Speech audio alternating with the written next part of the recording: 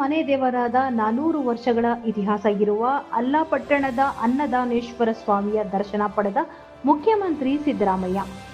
ಅಲ್ಲಾಪಟ್ಟಣದಿಂದ ಮೆಲ್ಲನೆ ಬಂದೆ ರಾಮೇಶ್ವರ ಅನ್ನದಾನೇಶ್ವರ ಮನೆ ದೇವರ ಲಾವಣಿ ಹಾಡಿದ ಸಿಎಂ ಸಿದ್ದು. ಅಲ್ಲಾಪಟ್ಟಣದಿಂದ ಮೆಲ್ಲನೆ ಬಂದೆ ಅನ್ನದಾನೇಶ್ವರ ಎಂದು ಮುಖ್ಯಮಂತ್ರಿ ಸಿದ್ದರಾಮಯ್ಯ ಅವರು ತಮ್ಮ ಮನೆ ದೇವರ ಕುರಿತಾದ ಲಾವಣಿಯ ಸಾಲುಗಳನ್ನು ಹಾಡುವ ಮೂಲಕ ದೇವರ ದರ್ಶನ ಪಡೆದರು.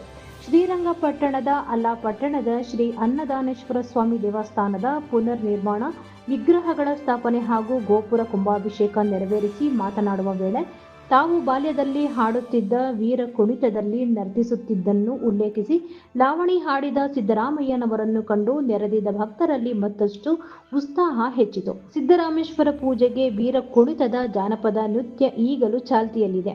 ನಾನು ವೀರ ಕುಣಿತ ಸೇರಿದ್ದೆ. ಆಮೇಲೆ ರಾಜಪ್ಪ ಮೇಷ್ಟ್ರು ನನ್ನನ್ನು ಕರೆದುಕೊಂಡು ಹೋಗಿ 5ನೇ ತರಗತಿಗೆ ಸೇರಿಸಿದ್ರು.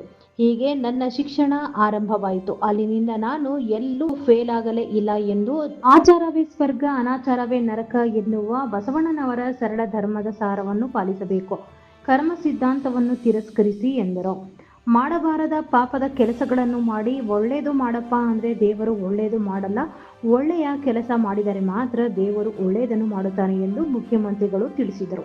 ಈ ಸಂದರ್ಭದಲ್ಲಿ ಕೃಷಿ ಸಚಿವ ಎನ್ ಚೆಲುವರಾಯಸ್ವಾಮಿ, ವಿಧಾನ ಪರಿಷತ್ ಸದಸ್ಯ ವರುಣ, ವಿಧಾನಸಭಾ ಆಶ್ರಯ ಸಮಿತಿಯ ಅಧ್ಯಕ್ಷ ಡಾಕ್ಟರ್ ಯತೀಂದ್ರ ಸಿದ್ದರಾಮಯ್ಯ, ದೇವಾಲಯದ ಅರ್ಚಕರು, ಶಾಸಕರು, ಮುಖಂಡರುಗಳು ಹಾಜರಿದ್ದರು.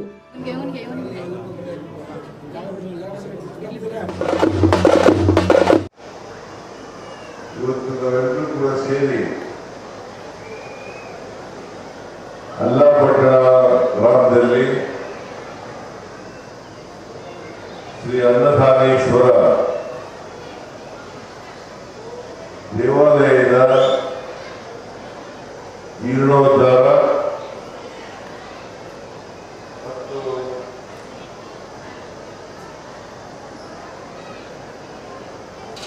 ವಿಗ್ರಹಗಳ ಸ್ಥಾಪನೆ, ಗೋಪುರ ಕುಂಭಾಭಿಷೇಕ ಮತ್ತು ಜಾತ್ರೋತ್ಸವ ಭಾಗವಹಿಸಿದ್ದೇವೆ.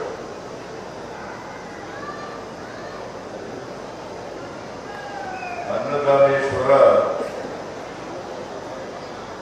ನಮ್ಮ ಮನೆಯ ಮೂಲ ದೇವರು. ಇಲ್ಲಿಂದ ಸಿದ್ದರಾಮೇಶ್ವರ ಅಂತ ಹೆಸರಿನಲ್ಲಿ ತಾಯೂರಿನಲ್ಲಿ ಹೋಗಿ ಪಡೆದುಕೊಂಡು ಅಂತ ಬರುತ್ತದೆ.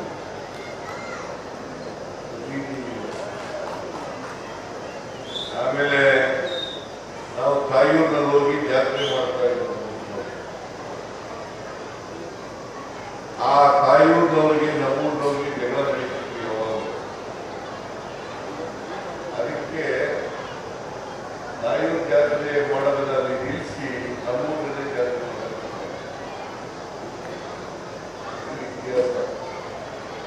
ಅದಕ್ಕೆ ನಮ್ಮೂರಿನಲ್ಲಿ ಸಿದ್ದರಾಮೇಶ್ವರ, ಅನ್ನದಾನೇಶ್ವರ, ಮತ್ತೆ ಇನ್ನೊಂದು ಸಿದ್ದರಾಮೇಶ್ವರ, ಅದು ನಮ್ಮ ಮನೆ ದೇವರು.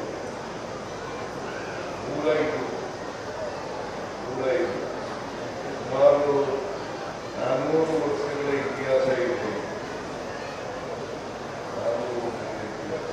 ಅದಕ್ಕೆ ಒಂದು ಜಾನಪದ ಹಾಡು ಹೇಳ್ತಾರೆ, ಅಲ್ಲಪಟ್ಟಣದಿಂದ ಮೆಲ್ಲನೆ ಬಂದೆ,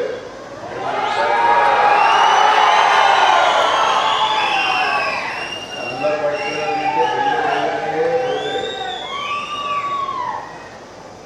ಬೆಳ್ಳಿ ಸಾಲೆಗಾಯ ಅಂತ ಒಂದು ಹಾಡು ಹೇಳ್ತಾರೆ.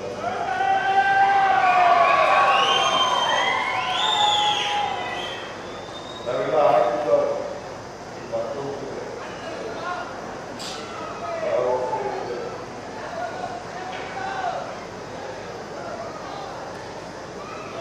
ಅದರಿಂದ